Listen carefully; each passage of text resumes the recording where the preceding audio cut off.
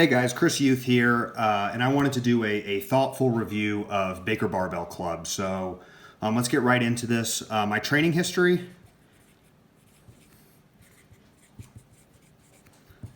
male, 28 years old, about 175 pounds, been training seriously for about 2 years, and relatively athletic. So I have a background in playing sports, played sports all through college, high school. Really have sort of bought into the starting strength method. Ran the Texas method for a little bit. Ran Andy's strength and mass over 40, S&M over 40, and also ran the starting strength linear progression with a few resets. So that's kind of where I am. Prior to starting this group, the most recent thing that I ran was strength and mass over 40, which was good because I got sort of introduced to kind of taking singles and the volume cycling. So I sort of had an idea of kind of what I'd be getting into.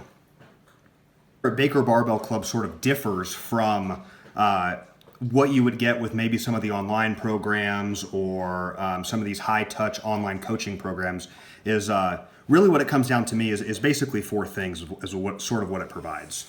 So, one, being a pathway to the SSC, okay?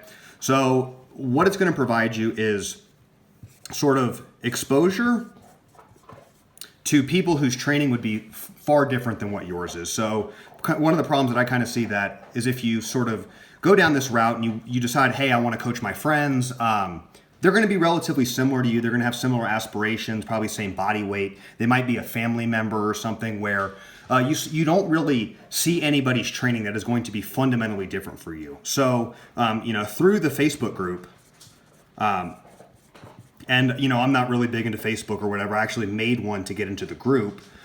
Sort of what it does is it shows you, hey, there's women in there. There's people that are 600-pound deadlifters. There's, people that are, in their 60s, in their 70s. A lot of people that have significantly backgrounds of training that I've never really been exposed to.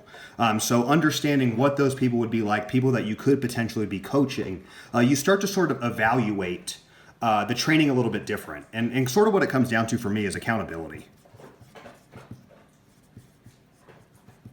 And sort of what I mean by that is with sort of the low touch model of Baker Barbell Club, as opposed to like, hey, you send you send a video to your coach every week, is what it's going to do is it's going to make you sort of assess these variables a little bit different. So you start to look at other people's training. It's an open model for the Facebook, so you can basically give advice to anybody and sort of see what Andy says and have sort of an idea about what that would look like. Okay, and segueing right into it. You're going to have a lot of exposure to different training modalities. So put training.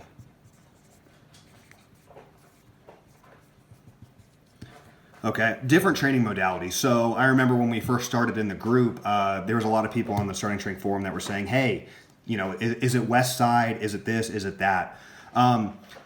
Being exposed to things like, hey, take a heavy single and then have some back off work from that, and that's sort of what an intensity will look like, to an 8x3 to the 852 volume cycling that's sort of in there, as well as to some of the sort of bodybuilding type assistance.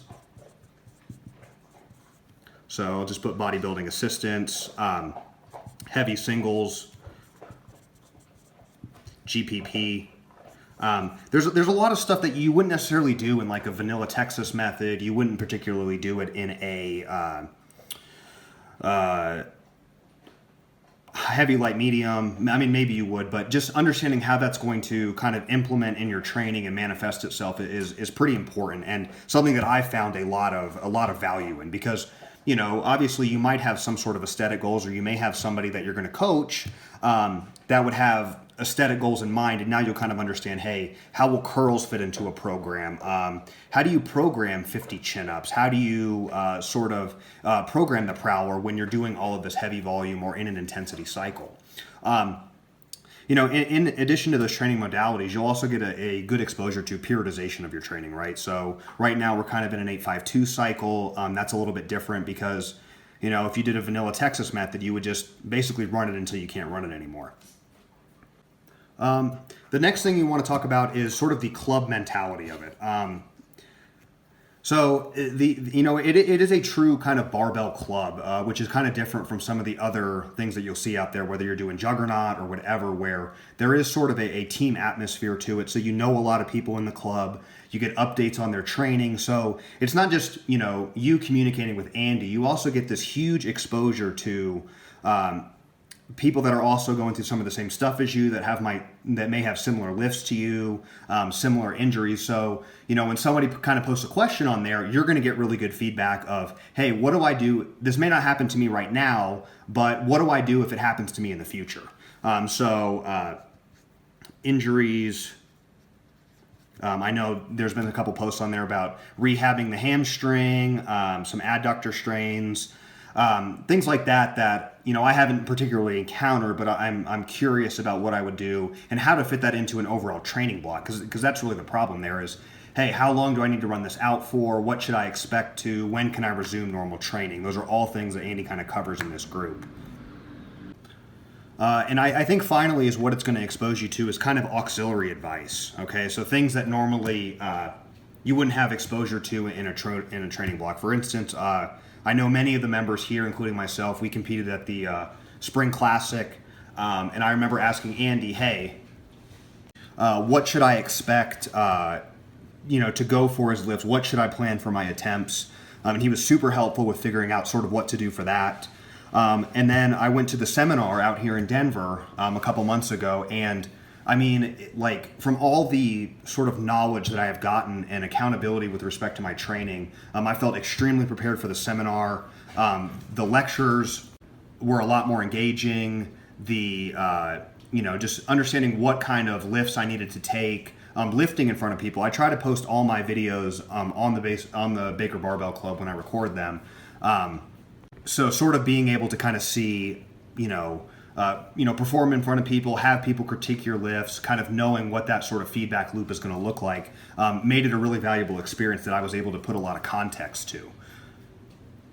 And ultimately, I was able to, to get really, really good results from the program too. I mean, because that's ultimately what it's going to come down to. I mean, you can have all the knowledge in the world, but I've put about almost 100 pounds onto my deadlift, hopefully 500 by the end of the year. I broke over the 400 barrier for the squat, and now I'm starting to get, 400 is just an everyday number. With addition to that too, once you start to get some of these PRs, I think the group has done a really good job about putting it into context about what an everyday number looks like. So is 500 a once in a cycle PR, or is that something I walk into the gym and I can get when I'm sick, or I'm tired, or I didn't eat enough that day? So being able to kind of think about your lifts with a little bit more a thoughtful pursuit of it is something that's very appealing to me. But definitely have gotten really good results from it. Almost at a 200 press as well. Really excited for sort of what the rest of the year holds for us. I'm really excited for this 852 cycle, and I just really want to spend the end of this video kind of thanking Andy for all the advice that he's given and just providing excellent service. And I can't be thankful enough for that.